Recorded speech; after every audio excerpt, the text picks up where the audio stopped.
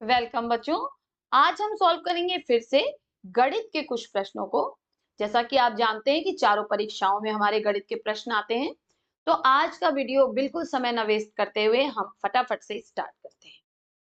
कह रहा है बच्चों कि यदि x minus two into x plus three बराबर 0 हो तो x का मान क्या होगा। x माइनस टू और x प्लस थ्री बराबर 0। तो पहले में हम x माइनस टू बराबर 0 ले लेंगे, तो x बराबर क्या हो जाएगा, माइनस टू उधर जाएगा 2। दूसरे में हमें दिया है x प्लस थ्री बराबर 0, तो x बराबर क्या हो जाएगा, 3 को उधर ले जाएंगे यानी माइनस थ्री। तो यानी एक मान 2 आ सकता है और दूसरा मान माइनस थ्री। तो राइट आंसर क्या हो जाएगा हमारा ऑप्शन ए, 2 और माइनस थ्री। नेक्स्ट क्वेश्चन है, एक बेलन की त्रिज्या r कितनी है, 7 सेंटीमीटर। उसकी ऊंचाई यानी हाइट हमें दिया हुआ है 10 सेंटीमीटर। तो उसका आयतन बताइए। ठीक है, बेलन का आयतन, बेलन ऐसा होता है। तो बेलन के आयतन का फॉर्मूला है, बेलन का आयतन होता है पाई आर स्क्वायर एच। हमें सारा मान दिया है, पाई का मान 22/7, आर का मान 7 गुणे 7 यानी 7 का वर्ग, तो हमने 7 गुणे 7 लिख दिया। और एच हमें हाइट दी हुई है 10, तो इस 7 से कट जाएगा ये 7, और 7 दूनी 14, यहां से लगा एक, 7 दूनी 14 और एक 15, 154 और गुणे 10 क्या हो जाएगा, 1540 सेंटीमीटर क्यूब। ठीक है, तो राइट आंसर हो जाएगा ऑप्शन ए, 1540 सेंटीमीटर क्यूब। अब बच्चों, आज के वीडियो में मैंने थोड़ी सी डिफिकल्ट जो है वो क्वेश्चंस लिए हैं। मैंने पिछले वीडियो में आपसे कहा था कि नेक्स्ट वीडियो से हम थोड़े डिफिकल्ट क्वेश्चंस को भी सॉल्व करेंगे। तो देखिए, एक डिब्बे में 5 लाल, 4 नीली और 3 हरी गेंदें हैं। यदि एक गेंद यादृच्छिक निकाली जाती है, अब यादृच्छिक से आप कंफ्यूज नहीं हुए, रैंडमली निकाली जाती है, मतलब कोई बच्चा हाथ डाल रहा है और कोई भी गेंद उठा ली जा रही है, तो नीली गेंद निकलने की प्रायिकता यानी प्रोबेबिलिटी क्या है, संभावना क्या है। तो हम पहले देखेंगे कुल कितनी गेंदें हैं। तो कुल गेंदें हैं 5 प्लस 4 प्लस 3 यानी 12। और उसमें से नीली कितनी है, तो नीली 4 है। ठीक है, नीली कितनी है, 4। तो नीली की प्रायिकता कितनी होगी, नीली की प्रायिकता 4/12। ठीक है, यानी 12 गेंदों में से 4 बार नीली गेंदें निकलेंगी। 12 बार निकालें हम, सारी गेंदों को अगर 12 बार निकालें तो उसमें से 4 बार कौन सी कलर की निकलेंगे, नीली गेंदों। ठीक है, तो वही उसकी प्रायिकता होती है। अब हम इसको काट देंगे, 4 एक करने 4, 4 तिहाई 12 यानी 1/3। तो राइट आंसर हमारा क्या हो जाएगा, ऑप्शन ए, 1/3। चलिए नेक्स्ट क्वेश्चन पे चलते हैं। नेक्स्ट क्वेश्चन कह रहा है, एक वृत्त की परिधि 44 सेंटीमीटर है, तो उसका क्षेत्रफल कितना होगा। तो पहले हमें पता चले वृत्त की परिधि यानी ये जो पूरा इसका किनारा है। ठीक है, तो परिधि का फॉर्मूला क्या होता है, 2πr। ये हमें दिया हुआ है कितना, 44 सेंटीमीटर। तो यहां से पहले बच्चों हम r फाइंड करेंगे। तो यहाँ पे हम लिख देंगे r बराबर क्या हो जाएगा, 44/2π। ठीक है, इसको सॉल्व करते हैं, सॉरी 44/2π। तो 2 से काट देंगे तो हो जाएगा 22 यानी 22/पाई। तो पाई का मान हमें क्या पता है, 22/22/7, 22/22/7। अब हम इसको उल्टा कर देंगे तो हो जाएगा 22/22 गुणे 7, 7 ऊपर चला जाएगा, 22 से 22 कट गया, आंसर आ गया 7, यानी आर हमें मिल गया 7 सेंटीमीटर। अब हमें कह रहा है क्षेत्रफल। तो क्षेत्रफल हमें पता है बच्चों की क्षेत्रफल कितना होता है, पाई आर स्क्वायर। तो अब हम इसमें मान रख देंगे 22/7 गुणे 7 गुणे 7, इस 7 से ये 7 कैंसिल, और 22 सत्ते 154, तो ये हो गया हमारा 154 वर्ग सेंटीमीटर। ठीक है, चलिए नेक्स्ट क्वेश्चन पे चलते हैं। नेक्स्ट क्वेश्चन कह रहा है कि 3x + 7 = 25, तो x का मान क्या होगा। तो बहुत इजी है, 3x + 7 = 25। तो 3x बराबर, हम इसको इधर ले जाएंगे तो ये हो जाएगा 25 - 7।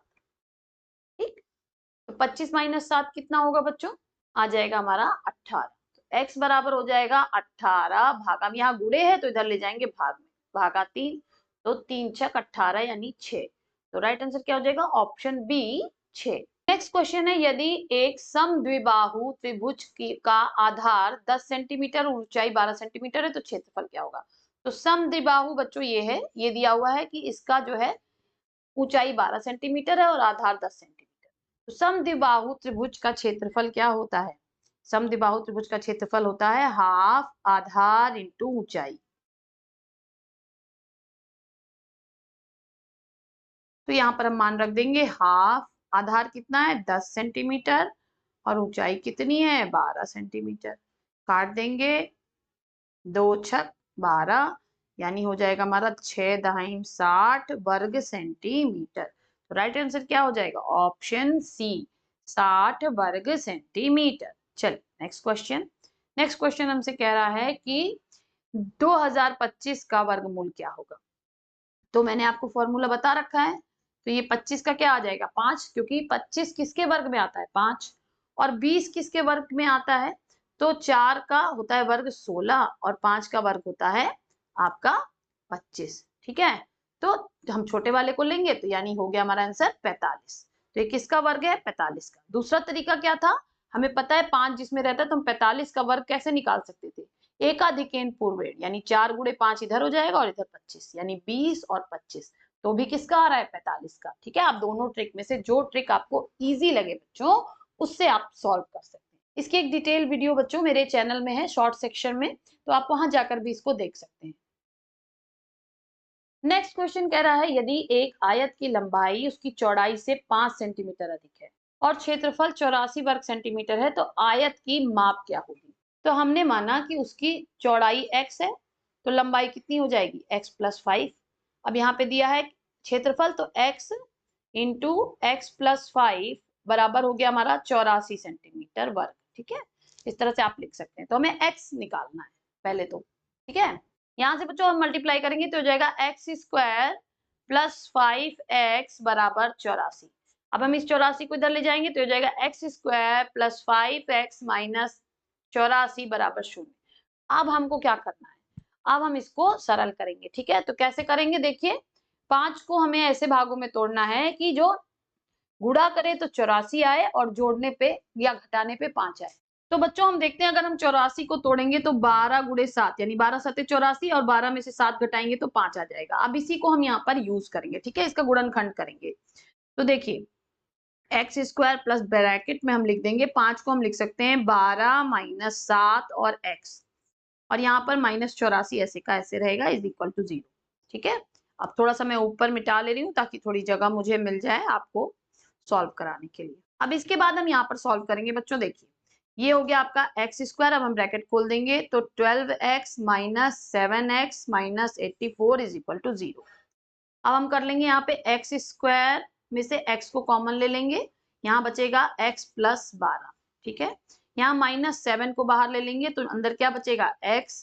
अब देखिए माइनस है तो यहाँ पे प्लस हो जाएगा। ठीक है, क्यों? क्योंकि माइनस का माइनस में मल्टीप्लाई करते हैं तो प्लस हो जाता है, तो माइनस को बाहर किया तो हम यहाँ पर क्या लेंगे प्लस, तो यहाँ पर आ जाएगा 12 बराबर 0। अब ये हो गया x माइनस 7 और इधर हो गया हमारा x प्लस 12 बराबर 0। भुजाएं कितनी आ गई बच्चों? एक आ गई 7 और एक आ गई 12। तो राइट आंसर क्या हो जाएगा? ऑप्शन ए 7 गुणे 12। नेक्स्ट क्वेश्चन कह रहा है एक त्रिभुज में दो कोण 65 डिग्री और 45 डिग्री है तो तीसरा कोण कितना होगा? तो हमें पता है कि त्रिभुज के तीनों कोणों का योग कितना होता है 180 अंश। तो 180 अंश बराबर हमने माना तीसरा कोण x है। ठीक है, तो क्या हो गया 65 अंश प्लस 45 अंश प्लस x। ठीक है, तो x बराबर क्या हो जाएगा 180 अंश, इन दोनों को जोड़ लीजिए तो यहाँ पे क्या आएगा 5 5 10 और 6 4 10 और 1 11, 110 आ गया। ठीक है, माइनस 110 अंश। तो x बराबर क्या आ गया 70 अंश, यानी बी वाला ऑप्शन हमारा सही हो जाएगा बच्चों। ठीक है, चलिए नेक्स्ट क्वेश्चन पे चलते हैं। किसी वृत्त में केंद्र पर बना कोण 100 डिग्री है, उसी चाप पर परिधि पर बना कोण कितना होगा? अब ये वृत्त है, ये कह रहा है कि इससे केंद्र पर बना कोण कितना है 100, और इसी चाप से अगर हम परिधि पर कोण बनाएं तो वो कितना होगा? तो बच्चों हमने कक्षा 8 में नियम पढ़ा है कि सेम चाप अगर है तो उसके द्वारा अगर केंद्र पर कोण बन रहा है और परिधि पर भी कोण बन रहा है तो केंद्र पर बना कोण परिधि पर बने कोण का 2 गुना होता है। कितना होता है बच्चों? 2 गुना होता है। तो यानी यहाँ पर क्या होगा आधा होगा। तो 2x, ये मान लीजिए हम इसको माने और इसको x, तो 2x 100 है तो x कितना होगा? तो 100 का आधा होगा यानी 50 होगा। ठीक है, 100 का आधा यानी 50। तो राइट आंसर क्या हो जाएगा? Option B 50 degree. ठीक है, चलो। दो समांतर रेखाओं को एक अनुप्रस्थ रेखा काटती है, यदि एक कोण 70 डिग्री है तो उसके सामने का वैकल्पिक आंतरिक कोण कितना होगा? अब देखिए, ये कह रहा है कि दो रेखा है, इनको एक अनुप्रस्थ रेखा काट दे रही है, ये वाला कोण 70 है, तो इसके सामने का वैकल्पिक आंतरिक कोण, अब बच्चों इसको हम, ये 70 है तो ये वाला कोण भी 70 होगा, इसको हम कहते हैं संगत कोण। ठीक है, अब इसके जस्ट एकांतर जो अंतःकोण बन रहा है वो ये वाला है, कलर में चेंज कर ले रही हूं थोड़ा सा, ये वाला कोण। ठीक है, तो ये 70 है, अब आप देख रही ये 70 है, ठीक है, और ये भी 70 है, तो इसके ठीक सामने यानी ये शीर्षाभिमुख कोण हो गया, तो ये भी कितना होगा? 70। ठीक है, अब इसको हम दूसरी भाषा में एकांतर कोण भी कहते हैं, ये इसका क्या है? एकांतर अंतःकोण। ठीक है, तो वैकल्पिक आंतरिक कोण को हम एकांतर अंतःकोण भी कहते हैं, तो नाम से कंफ्यूज मत होइए, ये 70 डिग्री है तो ये भी 70 डिग्री होगा। ऑप्शन बी जो है ये हमारा सही हो जाएगा बच्चों। नेक्स्ट क्वेश्चन कह रहा है कि एक समद्विबाहु त्रिभुज की शीर्ष कोण 40 है तो आधार कोण कितने होंगे? अब ये देखिए, समद्विबाहु त्रिभुज है, कह दिया ये वाला 40 है, तो हमें पता है, मान लीजिए ये वाली भुजा इस वाली भुजा के बराबर है, तो इसके आमने सामने के कोण भी बराबर होंगे, तो हमने माना ये x है और ये भी x, तो हमारा आंसर क्या आएगा बच्चों? ठीक है, हमारा आंसर आएगा x प्लस 40 अंश बराबर 180 अंश। ये हो गया 2x बराबर 180 अंश, इसको उधर ले जाएंगे, माइनस 40 अंश बराबर 140 अंश, तो x बराबर क्या हो जाएगा? 140 अंश बटा 2 यानी 70 अंश। तो दोनों कोण कितने होंगे? 70 अंश, तो ऑप्शन सी 70 हमारा सही हो जाएगा। चलिए नेक्स्ट क्वेश्चन पे चलते हैं। एक चतुर्भुज में तीन कोण 80 डिग्री, 100 डिग्री और 70 डिग्री है, तो चौथा कोण कितना होगा?